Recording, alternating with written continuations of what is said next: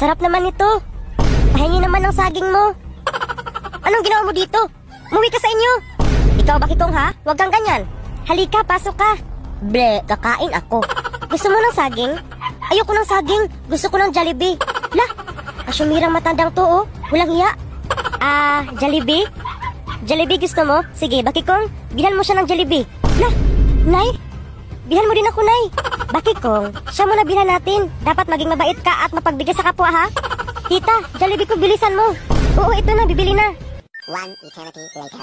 Nay, may binigyan ako 5,000 gamit Gcash mo kasi naawa ako sa post niya. Tatay niya daw at nanay niya, 10 months sa hospital. Aba, bumait si Bakikong, ah. Sige, bigyan mo na. Kawawa naman. Ibigay mo na lahat pera ko para makalabas na sila sa hospital. Sige, Nay, ibigay ko na tong pera mo. Bakit kaya andun sa hospital nanay at tatay niya? Hindi ko alam, Nay. Ikaw na magbasa kasi hindi ako marunong, Nay. Akin na. 10 months na nasa hospital nanay ko kasi nurse siya. Nurse pala ito, Bakikong, eh. Ha? Nurse? 10 months na din nasa hospital tatay ko kasi doktor siya. Oh, asa na nakawa dito, Bakikong? Hala, Nay, lagot ako nito. Pakinggan mo. It's a prank. Oh, it's a prank lang pala. Prank? Hala, Nay.